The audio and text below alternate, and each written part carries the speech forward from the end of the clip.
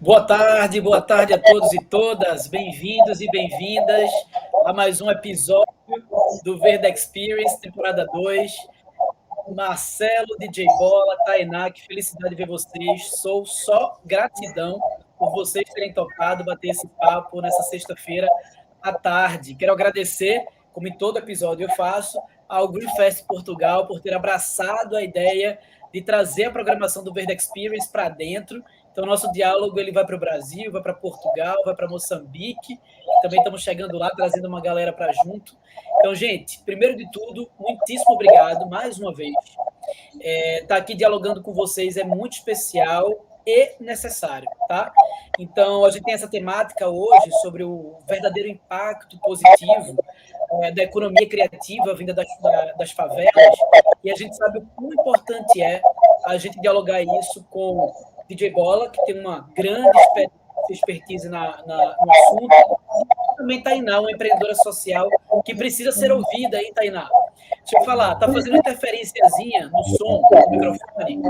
Eu não sei se é o de Tainá ou o de Bola. Agora, quando o Tainá trancou, ficou melhor. Talvez seja o teu, Tainá. Não sei se está tendo retorno, não sei se está com o celular ligado também, mas eu acho que quando você for falar, você libera o microfone, e aí quando não for falar, é só mutar aí, que eu acho que vai dar certo. Beleza?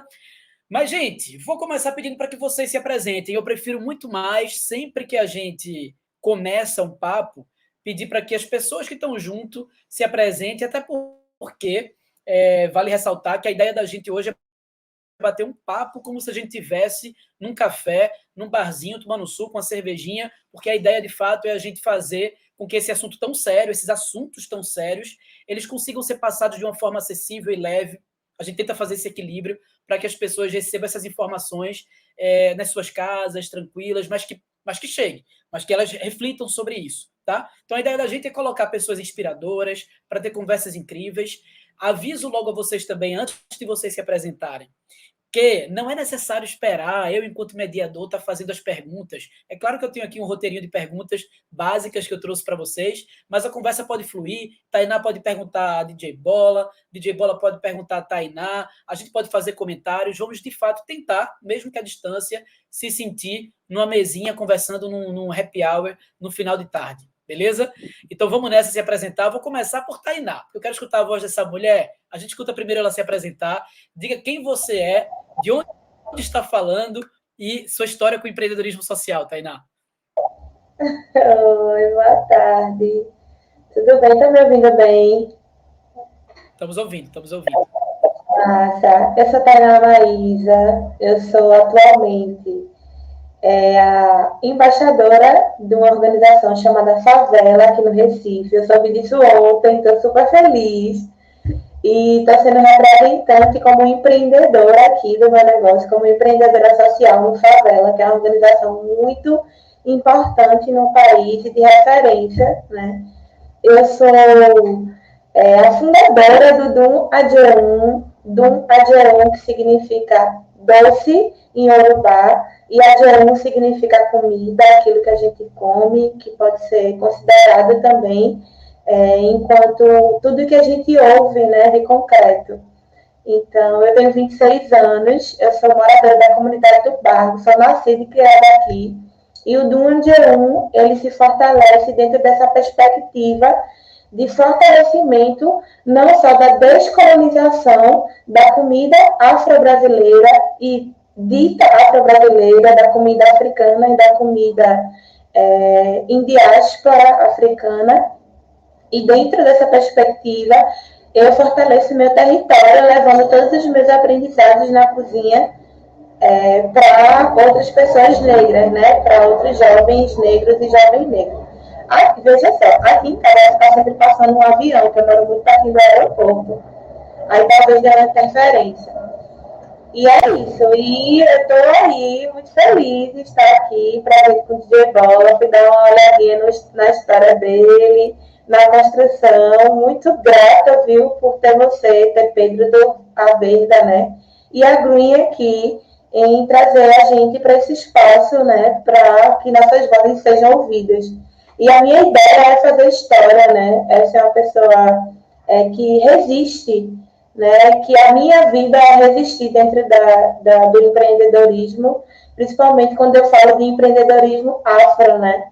Porque para mim já é uma autonomia financeira, já é um fortalecimento que a gente, inclusive, tem que repensar isso, né? A gente tem que repensar e fazer a autonomia financeira, de ter o nosso ganha-pão, mas também de pensar, né, dentro dessa perspectiva do social, né, do fortalecimento enquanto povo.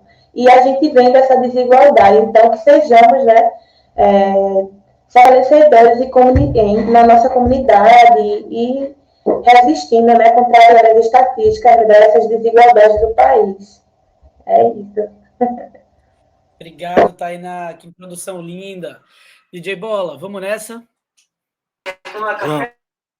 Vamos nessa, sim. Satisfação, Tainá.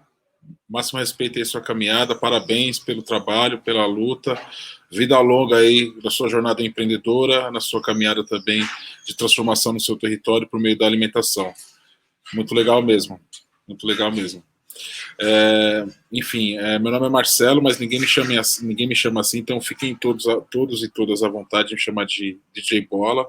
Eu estou na zona sul de São Paulo, no Jardim Ângela, periferia, que na década de 90 foi o lugar mais violentado do mundo, e hoje eu tenho 40, então naquela época eu era bem mais novo que hoje, e a música e a cultura hip hop ela possibilitou que eu olhasse para além do meu quarteirão, para além dessa realidade dada, dura e imposta. E eu sou grato pela cultura hip hop, por estar vivo, por estar aqui com vocês, porque foi um par de tocadiscos que foi minha arma e minha armadura, e foi os discos de vinil que foi minha literatura, que foi o auto reconhecimento quanto indivíduo, quanto potência, e também a conexão com proposta, a conexão com transformações que acontecem de dentro para fora, né? Então, para mim, a minha primeira virada de chave aí dentro desse corre que eu estou hoje na banca foi na cultura hip hop, foi na música rap, que me trouxe para dentro de um olhar interior pessoal, que fortalecesse o meu coração, fortalecesse minha vontade de buscar novas coisas para além do que estava dado para mim. Então, eu venho desse lugar, nascido e criado aqui no Jardim Ângela. Hoje eu moro com a minha companheira, mãe dos meus 3 filhos. Eu tenho o Pedro, de 16, a Mayara, de 10, a Heloísa, de 8. Tenho o nosso pet também. Enfim. E aí eu faço parte da banca, que a gente se posiciona hoje como um negócio de impacto de periferia. Como eu trouxe, ela nasceu na década de 90 como esse movimento juvenil. Em 2008, a gente participa de um processo de aceleração da Artemisia, que é nossa parceira e uma das principais fomentadoras sobre esse ecossistema de negócios sociais. E nesse momento dessa formação foi muito importante, porque a gente deixa de ser um movimento juvenil, não no espírito, mas sim na questão jurídica, passa a ser uma associação. E eu começo, então, a viver 100% da banca, porque até então, para eu ganhar grana, né, como a Tainá falou, é importante se reconhecer como pessoa que precisa do dinheiro para viver. Eu, naquela época, eu conseguia grana sendo motoboy. Então, eu fui motoboy por muito tempo. Antes disso, eu era entregador de remédio de bicicleta numa farmácia, lavava banheiro, gôndola, varrer a calçada, essas coisas. Então, 2008 para mim foi muito importante, porque eu começo a me empenhar 100% à banca, e aí eu conheço 2 coisas: o ecossistema de impacto social, né, essa teoria, e também eu conheço a teoria do que é ser empreendedor ou ser empreendedora. E aí, quando eu descobri, quando falaram, trouxeram teorias internacionais, enfim, do que era ser um empreendedor, eu falei, cara, isso aí eu já sou faz tempo. Essa coisa de ser resiliente, de articular na quebrada, de aceitar o risco, de conseguir falar com todo mundo, de não parar de pensar naquilo que você quer fazer, tá ligado? Na transformação que você quer causar no seu território, nos seus pares e tal. Então, quando eu descobri essa teoria, para mim, eu falei, putz, isso aí eu já sou.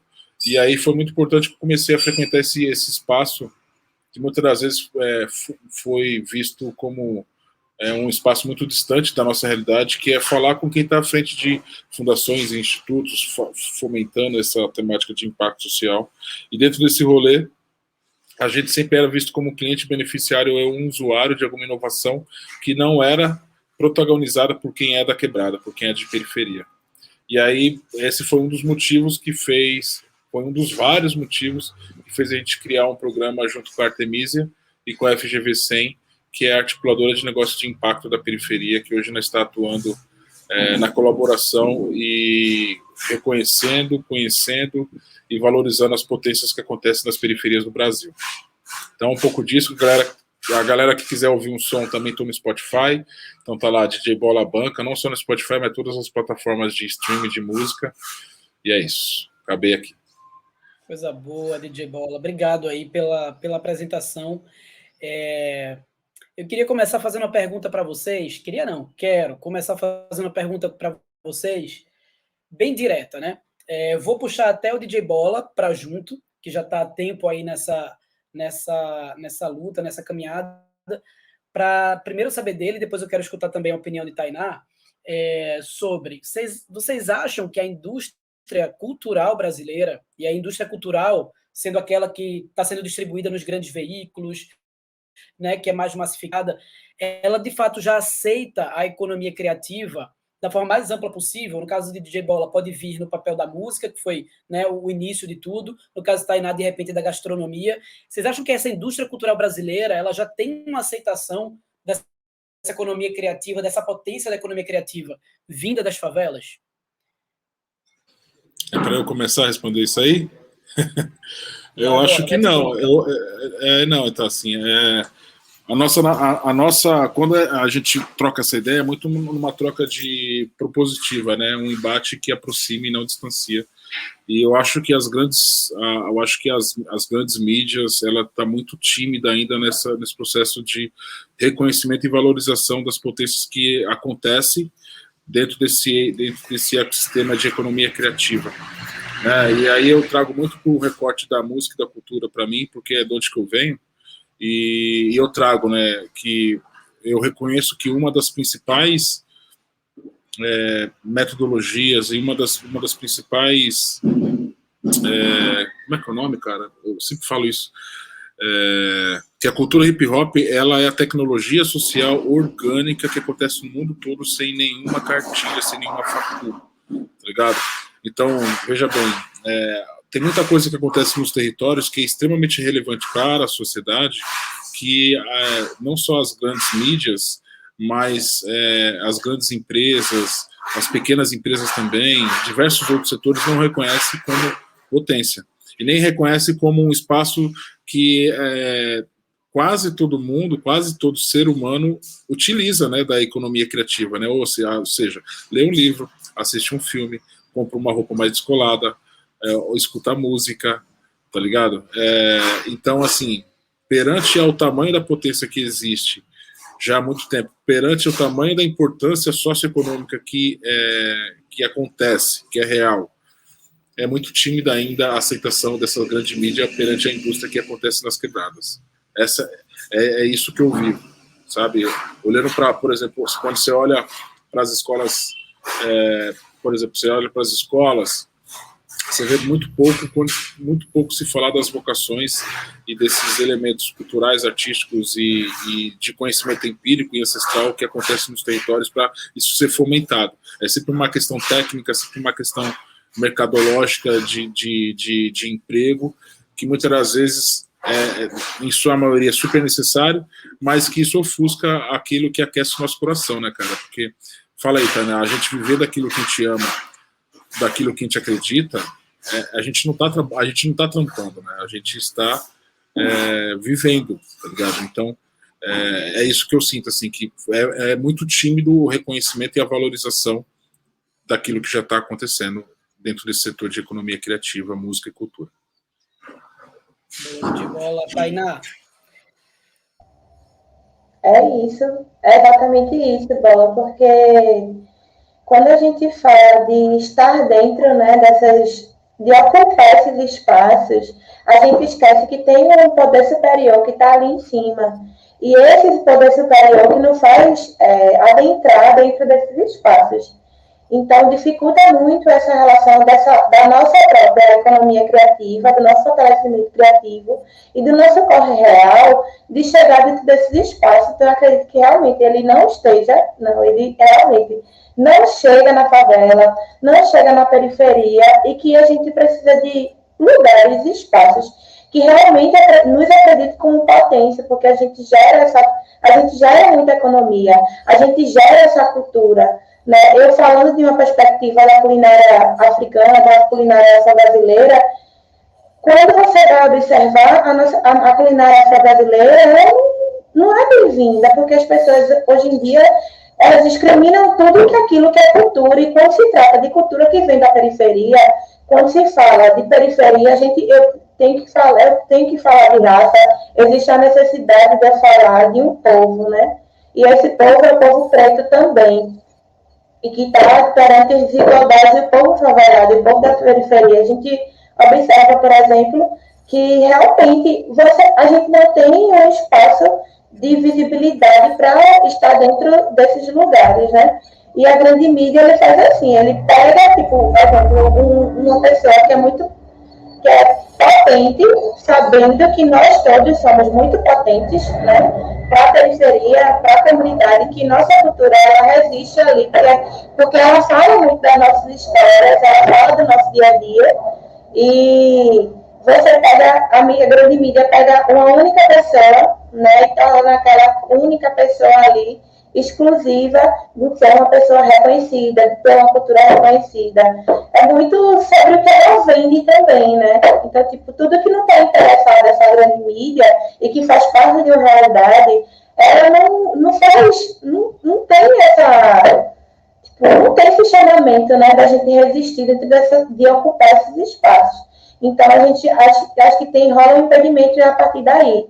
A partir do eixo que a gente encontra, o Bola, ele toca, né? E aí ele traz a cultura do hip hop, o que é que o hip hop faz? Né? Ele traz a realidade, ele fala da realidade da periferia, né? Ele fala a realidade da história do povo preto, né? A história do hip hop é a história preta. Então, eu falo da comida culinária africana. E a gente já está dentro do peso da desigualdade. Então, tipo, a grande mídia ela já é desigual para as culturas, né? Principalmente as culturas periféricas. E, assim, quando você não tem essa valorização, essa grande valorização dessas culturas, e aí vem outras culturas, né, que são bem mais... É porque eu não quero ser muito problemática, mas... Assim, mas coerentes, né, no ver delas, da grande mídia, para ser sempre repassada ali, né, que tenha uma facilidade maior de estar reproduzindo aquilo, em vez de você levar uma coisa coerente, né, uma coisa importante. Você vê que muita coisa, a galera dá importância para o Big Brother hoje. Tem tanta coisa massa, assim, que a favela está fazendo, que a comunidade está fazendo, e ninguém chega para fortalecer esses espaços, sabe? Ninguém dá essa grande visibilidade para a gente, sempre é uma dificuldade muito grande. Então, na minha opinião, assim, a mídia ela não fortalece, não, de forma alguma, não ser esses espaços independentes que também resistem, assim como a gente, né? Que resiste dentro dessas dificuldades. Acho que eu consegui responder. Obrigado, gente, obrigado. E a gente falou muito agora sobre a dificuldade do espaço, a dificuldade do impulsionamento, indo para uma área mais técnica, aproveitando que o DJ Bola também faz parte aí da ANIP, da banca, indo para a parte mais técnica, Bola, e já entrando no viés do empreendedorismo social, desses empreendimentos que surgem para causar impacto, para tentar ajudar a resolver problemáticas sociais, desafios sociais, quais, na tua opinião, pelas tuas observações e experiência, são os principais desafios mesmo para quem está querendo empreender socialmente no Brasil? E aí eu vou provocar de duas formas. Você pode falar de uma forma mais ampla, no sentido de... A gente falou agora do espaço, mas muito focado na questão da economia criativa da periferia, mas agora eu quero trazer para a realidade dos empreendimentos sociais, e você pode falar tanto de um âmbito mais aberto, digamos assim, mercadológico, mas também mais técnico, né? Eu sei que vocês fazem um processo, por exemplo, junto à Artemisia, né, o LabNIP, que faz todo esse contexto aí de dar esse apoio de capacitação em áreas específicas como vendas, sustentabilidade financeira, precificação. Pelas tuas observações, quais são as principais dificuldades dos empreendedores sociais hoje que passam pela ANIP? Boa pergunta, Pedro, porque realmente considerar de uma forma mais macra e uma forma mais calupa aproximada faz sentido, né? Porque quando eu olho para uma forma mais macra, eu sinto que falta, ou que poderia existir, ou que poderia ser muito relevante, uma jornada que acompanhasse esse desenvolvimento dessa pessoa que está à frente de uma iniciativa que pode causar impacto socioambiental em seu território e gerar receita, gerar grana. Então, normalmente a gente, eu vou falar da minha história, de como que foi isso para mim, nesse contexto de tentar viver daquilo que eu amo fazer. O corre era sempre estar participando de processos de formação, processos de possíveis investimentos, editais, tentando ampliar a rede. E isso é um grande desafio para quem está nessa jornada empreendendo, que é como conseguir conhecer pessoas que possam colaborar com aquilo que você faz e que não precise necessariamente mudar o que você é. Tá ligado? Então, acho que de uma forma muito macro, eu vejo esses dois pontos de ter um acompanhamento, ou seja, uma jornada, uma trilha onde a gente, quanto pessoas dos territórios, possa ingressar nessa jornada e ser acompanhado ou ter um suporte em diferentes níveis por médio e longo prazo. Normalmente, as iniciativas elas são bem pontuais e são pontuais no sentido de que também não consegue fazer algo tão estruturado, porque é caro, né, também, tem muitas pessoas que trabalham e tal. Eu vejo isso mais como uma política pública ou coalizões entre fundações e institutos que poderiam olhar de uma forma mais sistêmica como criar trilhas de jornadas específicas para acompanhar grupos específicos de empreendedores que estão nas periferias. Então, isso é uma visão um pouco mais ampla. Já no dia a dia do irmão e da irmã que está ali na batalha para sobreviver a partir daquilo que ama fazer, daquilo que acredita, são vários desafios no meu ponto de vista, né? E, de novo, olhando para dentro de casa, quanto à banca, um dos principais desafios nossos e aí eu posso dizer duas formas, né? Desafio que envolve a questão financeira e desafios que envolvem uma questão não financeira. Porque normalmente o que vem o que está pegando quando você está empreendendo? Você fala, putz, mano, eu preciso de grana. Né? Eu preciso ter mais cliente, ou preciso ter um investimento de semente, alguém que apoie no início minha jornada para eu pilotar a ideia, para eu testar a ideia, validar, entendeu? E eu conseguir ter um suporte ali. Então a gente está falando de investimento de semente, de investimento a fundo perdido.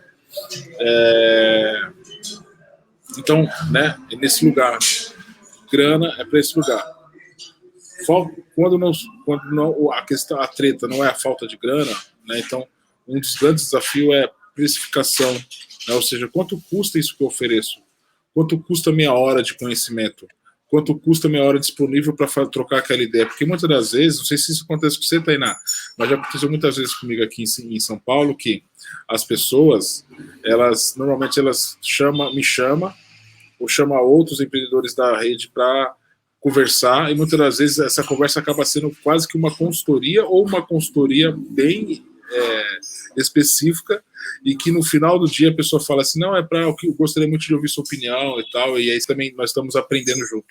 E na real, a gente está dando uma consultoria, então tem um lance aí que a gente entender quanto custa valorizar o nosso conhecimento, e depois saber quanto custa para conseguir oferecer isso em medidas de que a gente vai se envolvendo, né? Então, eu acho que esse é um dos grandes gargalos, assim, uma das grandes dificuldades, porque não é só precificar, dizer quanto custa, mas é a gente olhar para a grana, para o dinheiro, como algo que faz parte do processo, porque a gente está falando de negócios com impacto, né? E sem o recurso a gente faz, como a gente sempre fez, sem grana, só que a gente faz, né, mano, a gente faz ralando pra caramba, né, pedindo muita ajuda e tal, e fica muito mais difícil. Então, são esses dois pontos que eu trago, assim, de dificuldades do macro e até do micro, assim, e muito pautado também na nossa história quanto à banca, porque a gente está empreendendo, né, Pedro e Tainá, a gente está no corre com a organização A Banca, com a banca tocando os programas, oferecendo serviços, consultorias, dando alguns nãos. Só um parênteses aqui, esses dias chegou um cara, ele falou, Bola, eu gostaria muito de falar com aquela pessoa que você está envolvido e tal, eu queria muito e tal, me apresentou uma proposta, e aí eu falei que ia estar com essa pessoa, e depois essa pessoa, ele falou, putz, fala de mim lá para essa pessoa, fala de mim. E aí eu falei, putz, eu vou tentar, cara, que eu tô com várias coisas para dialogar com essa pessoa, porque tem prioridades. E aí, mano, passou um tempo, essa pessoa depois falou, e aí, como é que foi a conversa lá? Conseguiu falar da minha proposta?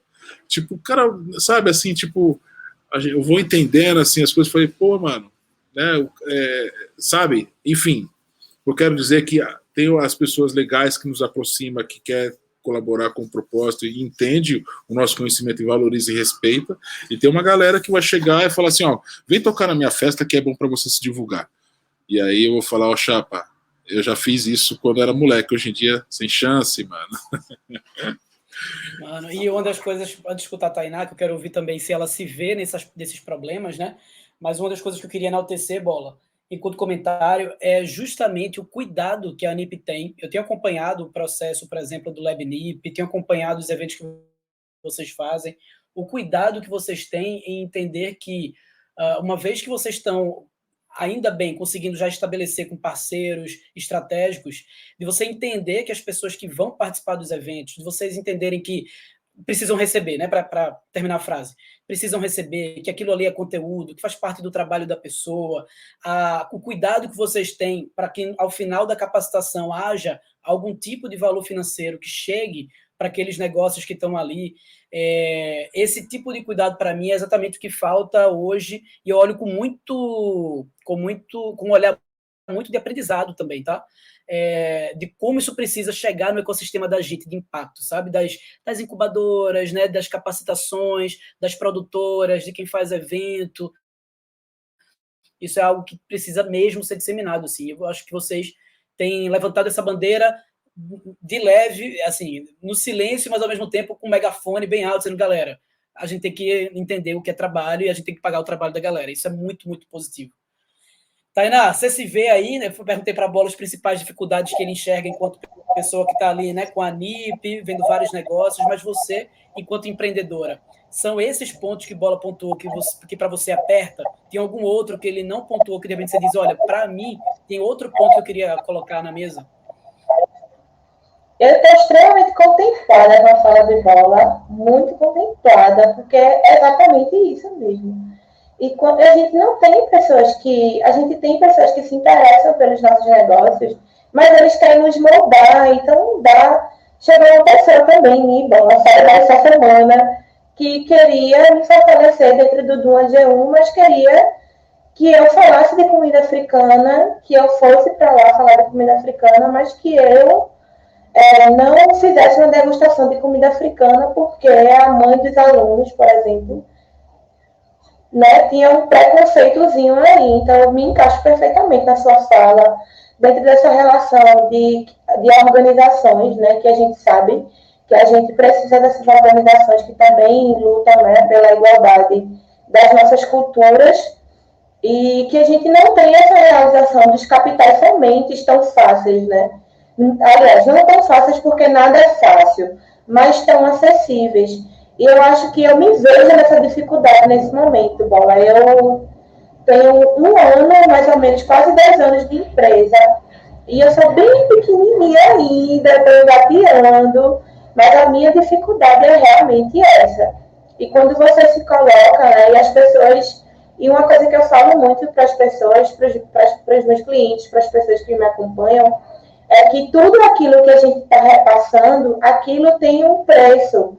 E esse preço é o tempo que a gente se doa, é o tempo que a gente vai se fortalecendo, e não é fácil. Então, geralmente, elas vêm pedir para você falar em algum lugar, dar uma palestra. Como a gente está nascendo, eu estou nascendo agora, eu estou engateando, aí as pessoas sugerem de eu ir, como é que eu vou pagar uma passagem? Ou ir para o Uber, lá para o outro lado. Minha gente, calma, não é assim. Então, acho que o Duma G1 tem muito esse processo, Bola, de ensinar, incentivar as pessoas que nos acompanham a valorizar a nossa jornada, né, a nossa trajetória, porque nada é fácil.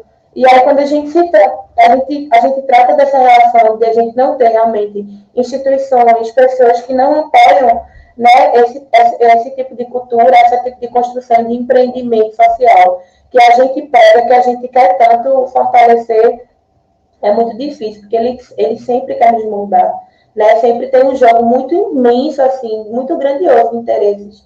Claro que o interesse é das duas partes, né? É muito importante a gente sempre ressaltar isso, mas que moldar assim, o empreendimento é bem dificultoso, né? Chegar, ter acesso a esses lugares também, né? E presenciar essas formações, por exemplo, uma formação mais concreta, mais técnica, é bem dificultoso mesmo, mas eu me encaixo perfeitamente na sua fala, estou totalmente contemplada, e é exatamente isso assim mesmo.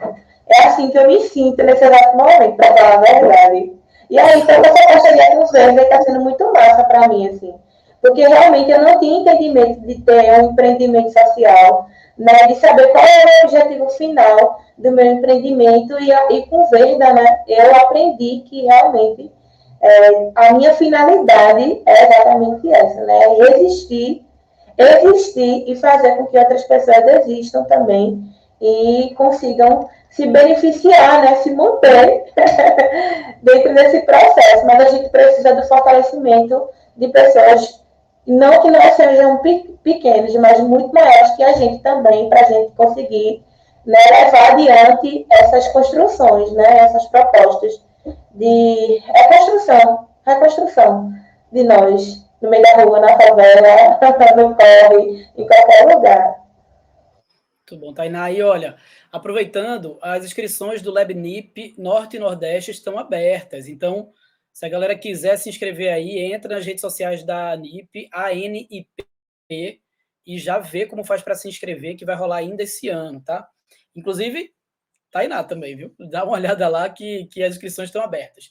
E aí eu queria ainda escutar um pouquinho da voz de Tainá, porque eu quero destacar uma descrição que eu vi no Instagram dela. Ela se descreve como mulher afroempreendedora, cozinheira descolonizada. E esse termo descolonizado, a gente precisa parar para falar sobre ele, né? Porque a gente tem uma economia hoje, de uma conjuntura socioeconômica, digamos, que ela vem muito da forma como a gente foi colonizado, né? E aí já vou chegar nesse tema, até para aproveitar que a gente hoje está falando com um público amplo, né, que está tendo o continente europeu, africano, América do Sul, mas antes de chegar nesse tema de forma mais aprofundada, eu queria que Tainá trouxesse para a gente o que de fato é essa cozinha descolonizada, ou seja, a gente, pela palavra a gente percebe, obviamente, o que ela quer dizer, mas eu queria que ela pudesse explanar melhor, na prática, o que isso quer dizer, o que é que sai nesse prato, o que é que sai dessa panela? Menina, sai vender. Então, descolonizar, né? Descolonizar é quebrar tabus, voltar às nossas origens, né? Quando eu falo dentro da perspectiva descolonizada, né? Eu já começo a falar de história. Eu estou falando de mim, eu estou falando das que vieram antes de mim, né? E acho que a culinária dita afro-brasileira, por exemplo, aqui, e quando eu me coloco como cozinheira descolonizada, é para quebrar esses conceitos que foram criados, lindos conceitos criados em cima de corpos, né? Corpos esses dos meus ancestrais, antepassados, de pessoas pretas, né? Que foram pessoas que passaram por uma colonização, né?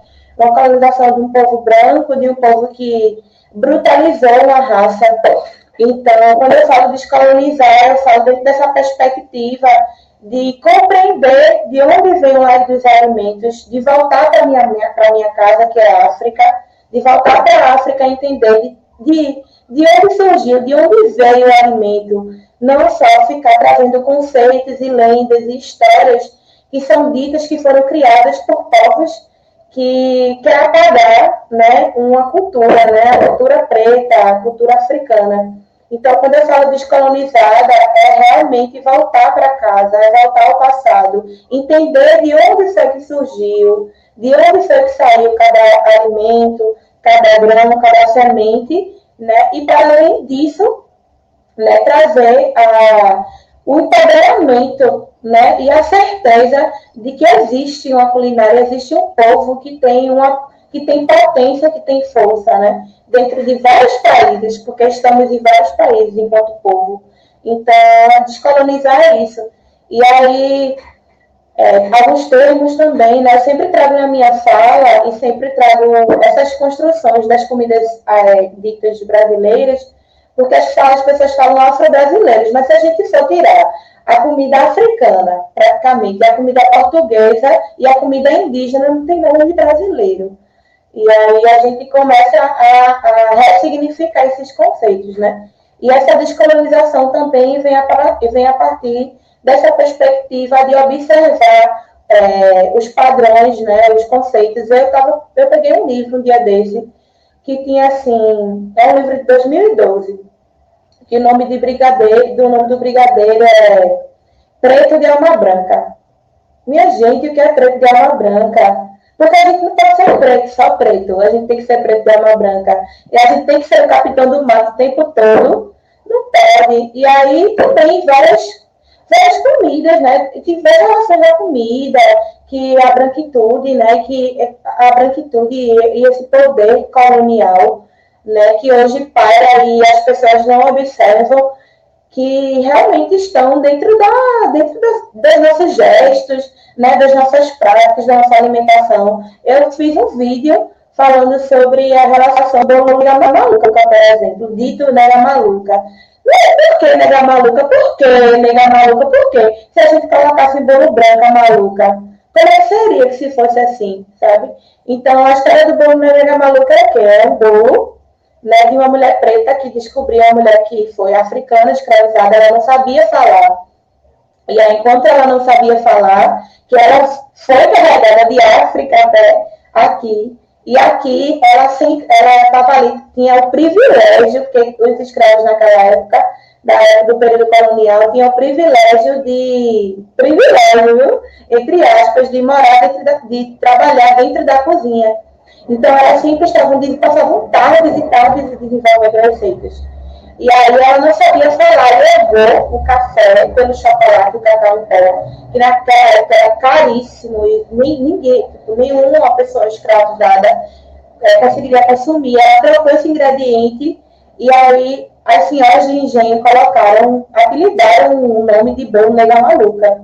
Por quê? Só porque ela não sabia falar uma língua, né, uma língua que não é dela, porque a origem dela não é a origem brasileira. E aí várias outras comidas, vários outros termos, várias outras técnicas que são ditas, que são pessoas brancas, portugueses, italianos, franceses, né? Quem era a Europa antes de África, né? E aí, tipo, até esses gestos mesmo, de você experimentar comida, você, tipo, pega a minha comida, coloca aqui. Quem inventou isso aqui foi meu povo escravizado, foram as pessoas pretas. Então, se você for parar para observar a nossa tecnologia ancestral, a nossa tecnologia preta, o nosso povo preto é um povo de tecnologia, é um povo que é um povo que tem muita riqueza, não é uma riqueza material, é uma riqueza tecnológica. A medicina surgiu em África, sabe? Tudo surgiu em África. E aí a gente tem muito essa riqueza, assim, sabe? A gente precisa descolonizar e voltar para casa. E quando eu penso cozinha, e quando eu digo assim, penso em descolonizar, eu penso em voltar para casa. Porque, para mim, a sensação de voltar para casa é de me entender enquanto mulher preta, é de entender realmente o que é meu, e não o que foi posto, entendeu? Então, acho que descolonizar é meio que nesse caminho, acredito que esteja no caminho certo. Que bom escutar isso, Tainá. E sobre essa questão da descolonização, eu vou fazer só um comentário e vou puxar uma perguntinha para a bola. Eu tenho pensado muito sobre isso, inclusive pesquisado e começado a montar uma estratégia para que a gente possa fazer um movimento que eu tenho chamado de Se Ontem Colonização, Hoje Colaboração. É um movimento para que a gente possa, através do empreendedorismo social, unir países que falam a língua portuguesa para ver se a gente consegue trocar a tecnologia social e assim, de repente, ajudar nos embates, nas mazelas que acometem os países. Mas vamos em frente. Bola, eu queria saber de ti agora sobre a questão Vamos contar do comecinho do século para cá, desse novo século para cá. Tu consegues enxergar uma diferença dentro da periferia, em termos de potência, oportunidade, ou representatividade, ou força? Como é que tu analisa, né, os anos 2000 para cá, anos 2022? Tainá, teu microfone está vazando um pouquinho, tá? Aí. Pedro, antes de trazer como eu vejo a periferia, como eu vivi, né, como passei, né, esses anos de periferia 2000, anos 90 e agora, é importante dizer que nós estamos num país extremamente racista, né? A gente vive um racismo estrutural em todas as esferas, né? Se a gente olhar hoje para as cadeiras do governo, a gente vai ver só gente branca, gente que está roubando lá, gente que está acabando com as poucas conquistas que a gente conseguiu ao longo desses anos sobre política pública, sobre inclusão, diversidade dentro dessas cadeiras. Então, se for olhar nas grandes empresas, quem é que está nas lideranças hoje ainda se mantém as pessoas que são brancas, né? Que estão, ou seja, isso que a Tainá traz é realmente muito importante considerar, porque, veja bem, eu venho do rap, eu venho da cultura hip hop, que daí vem o jazz, que vem o soul, que vem o funk, que vem o blues, que vem o rock, e quem fez tudo isso foi pessoas negras. Não adianta dizer que o pai do rock é Elvis Presley, que não é, certo? Não adianta dizer que Cole Horton foi o primeiro DJ que fez a primeira festa, que daí nasce a cultura hip hop, mas é importante dizer que é a irmã dele que o motivou a fazer a festa. Então sempre teve, as mulheres sempre tiveram nos corres e nos corres fundamentais, tá ligado? Então é muito importante de ressaltar que é uma luta desconstruir, reconhecer os privilégios de quem está na tomada de decisão, para que a gente avance em outros lugares, avance em outras cadeiras, que a gente avance também no reconhecimento financeiro, tá ligado? Em especial das mulheres pretas, tá ligado, mano? Então, antes de falar o que eu vejo como periferia, eu reforço isso, que a gente está num país extremamente racista. O hip hop, ele é extremamente machista, tá ligado? Que tem uma outra questão que é de não respeito e não reconhecimento e valorização das mulheres nesse corre.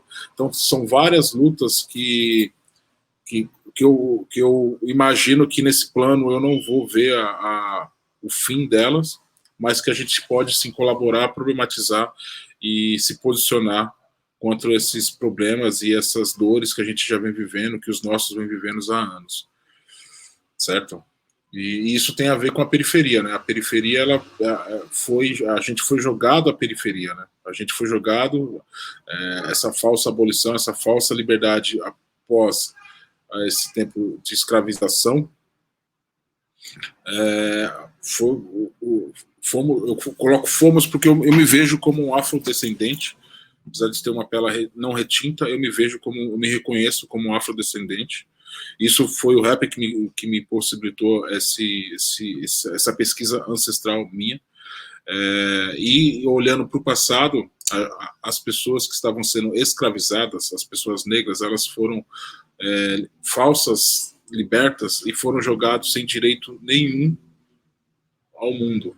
E aí, por conta de diversas necessidades de espaço, de sobrevivência, de alimentação, etc., vem nascendo as periferias e vem se aglomerando as pessoas sempre mais distante do centro, mais distante dos lugares que tem as empresas, que tem os empregos, etc., que tem as escolas, que tem os hospitais e assim por diante. Então a periferia que eu vivi aqui no Jardim Ângela na década de 90, ela é realmente bem diferente do que é hoje. Uma que a gente fazia o que fazia aqui na Quebrada naquela época sem internet. Ela já existia, mas não para nós. O telefone já existia, mas para raríssimos daqui da Quebrada. Então, a periferia naquela época era a gente sendo violento com a gente mesmo, muito, muito intensamente, com uma população crescente e sempre às margens, né? Por outro lado, uma periferia super potente, cultural e social, ou seja, a questão da solidariedade, a questão do cuidado um com o outro, a questão do olhar, dos valores básicos do ser humano, a periferia ela sempre teve isso muito evidente. Na época de hoje, para encurtar a ideia, no tempo de hoje, eu vejo a periferia ela mais populosa, com internet e com os desafios menos violentos, ou seja, menos violenta no sentido da gente se matar, que eu vivi uma época onde a gente se matava aqui dentro, né, com arma de fogo. Hoje isso é bem menos, mas a gente vive menos. Né? Se for pegar uma estatística que teve da nossa São Paulo recentemente, de 1 ou 2 anos atrás, quem mora onde eu moro hoje vive 30% a menos de quem mora ali na Vila Europa, por exemplo, Cidade Jardim. 30% menos de vida, tá ligado? Então, ou seja, ainda continuamos sendo violentados. E de outras formas, e muitas das vezes invisíveis, violências invisibilizadas que a gente não percebe já de pronto, tá ligado? Então, falta de educação, falta de alimento com qualidade, tá ligado? Falta de um acompanhamento de saúde desde a primeira infância e diversos outros fatores que impossibilitam uma qualidade de vida que a gente possa viver melhor e mais, tá ligado? Então, ou seja, ainda estamos no risco, ainda estamos numa situação de extrema vulnerabilidade, tá ligado? E porém, o que eu trago de contraponto a isso é que para o lugar mais violento do mundo, do que eu vivi aqui, eu vejo um dos lugares mais potentes do mundo, né? Quando se fala de resiliência, de inovação, de paixão, tá ligado? De colaboração, entendeu, mano? De cultura, de música, enfim. Então a periferia, para mim, eu tenho essas duas leituras. Claro que eu traria mais vários outros elementos, mas, enfim, temos pouco tempo e é isso. Gente, a gente tem mais 5 minutinhos, mas eu queria fazer uma perguntinha de encerramento, uma provocação. Eu queria que vocês me dissessem se vocês pudessem fazer um pedido único para o setor privado, para as empresas, né? E um outro para o setor público, né? Tem 2 pedidos para vocês fazerem, um para as empresas, para a área corporativa, para o setor privado, outra para o governo, seja na esfera municipal, estadual, federal, enfim. Que pedido vocês fariam para o setor privado e que pedido para o setor público? Vou começar com minha querida Tainá. É uma provocação, mas vamos nessa. Mas, rapaz, sendo bem sincera, é um pedido mais de fortalecimento, né, nos nossos corres, porque é a gente que move e coloca esse país nas costas. É a gente que coloca esse país nas costas. É a gente que é da favela, a gente move a economia de um formato que vocês nem imaginem. E principalmente quando a gente fala dessa relação social, maior ainda. O nosso trabalho se torna bem maior do que a gente imagina, e a gente pode ir bem longe com ele. Então, eu acho que esse fortalecimento, o financiamento coletivo, um financiamento concreto, que possa fortalecer os nossos negócios sociais, sim, porque é dentro desses negócios que a gente vê potência e vê a gente avançando, né, para uma relação econômica do país. E a gente fortalece, né, nos capacita e capacita outros jovens que também estiveram no mesmo lugar que a gente esteve de desigualdade, que ainda estamos.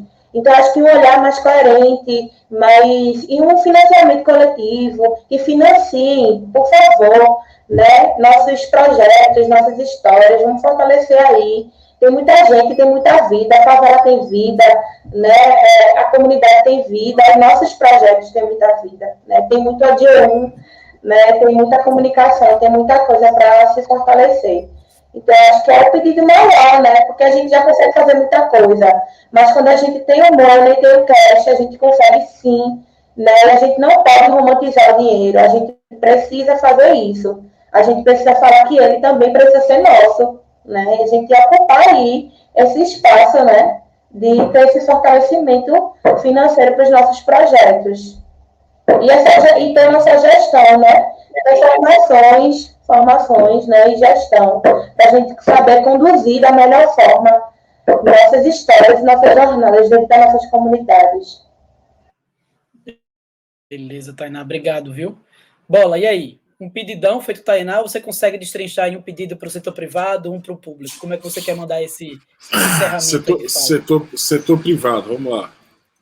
Boa pergunta, nunca imaginei, né, de imaginar, tipo, se a gente pudesse fazer um pedido e esse pedido fosse atendido por esses 2 lugares, né? Vamos lá, vamos imaginar que esse pedido chegue e que as pessoas que estão com esses chapéus e essas cadeiras e essas canetas ouçam, né? Tomara que chegue até eles. Setor privado, investimento social privado. por que não faz esse investimento social privado chegar nas periferias? Esse é um grande pedido. Na real, é uma pergunta. Por que ainda esse investimento social ele é tão tímido na periferia? Ele fica na metade do processo e na quebrada é muito pouco. Normalmente, quando chega na quebrada, quando chega na base da pirâmide, como assim é dito, é quase pedindo um favor, é quase pedindo, vem aqui tocar na minha festa porque é legal para você se divulgar. Então, o que eu trago aqui para o setor de investimento social privado é se aproxime, saia da sua bolha, saia da sua zona de conforto. O crioulo já diz, né? Pare de correr na esteira e vai correr na rua. Então, saia da sua zona de conforto, se aproxime e entenda que o que acontece na periferia é uma outra lógica, é um outro tempo, é uma outra narrativa do que acontece no asfalto, o que acontece na Faria Lima, o que acontece na Paulista, o que acontece, sei lá, nos grandes, nos lugares onde concentra a galera que concentra grana, né? Que eu não chamo de elite, eu chamo a galera que concentra uma grana. Então, é essa provocação que eu trago, e para o poder público, o que eu trago como provocação, não sei se é uma pergunta, mas Olha minha filha chegando, dizendo que vai ter um tsunami. Vai ter um tsunami, será, né? Vamos ver. Mas as chances é 50%. Tá bom, daqui a pouco a gente fala, bebê. Tô ao vivo. É a coisa de trampar o home office. Para a política pública, é que troque menos as pessoas que estão às cadeiras. Porque a gente não consegue continuar um diálogo. Toda vez a gente tem que contar a história de novo. Tá ligado?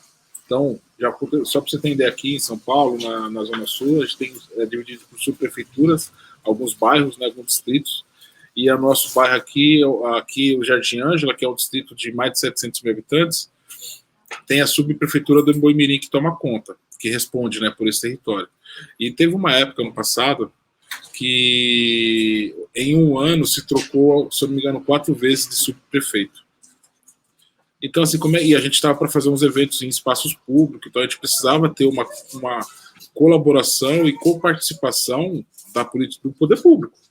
Então, assim, foi muito trabalhoso a gente dialogar com o poder público, porque não parava pessoas naquela cadeira. Então, acho que esse é um grande pedido, assim, que se pense nas ocupações desses cargos, porque é preciso continuidade. E de políticas públicas que possam ser feitas em colaboração e participação, correalização e cocriação do povo. Não dá para criar política pública sem a gente estar dentro do processo pensando, criticando, sendo provocado a pensar diferente e assim por diante. Estou com você, Bola. Estou com vocês, na verdade. Gente, quero agradecer muito por vocês terem feito esse encerramento do dia 1 dessa temporada, né, dessa segunda temporada. Diga à sua filha que o tsunami chegou quando, infelizmente, nosso atual presidente ocupou esse cargo, mas nós vamos resistir. E, gente, contem com a gente. Quero agradecer ao Greenfest, pelo abraço, mais uma vez, a programação do Verde Experience e a vocês pela partilha. Assim, isso é muito rico, diálogo é muito necessário, por isso que a gente faz questão de fazer um festival de conversas. Assim, a gente precisa, principalmente agora que está todo mundo atolado de informação, de conhecimento, eu disse, não, vamos fazer algo mais leve, mas que seja sério, que a gente traga opiniões que precisam ser ouvidas. Então, muitíssimo obrigado, parabéns pelo trabalho de vocês, tenham aqui uma parceria com certeza, viu? Um abraço, valeu, tchau, tchau. Valeu, gente. Valeu, Tainá. Força aí na luta aí. Estamos conectados. Valeu. Tchau, tchau.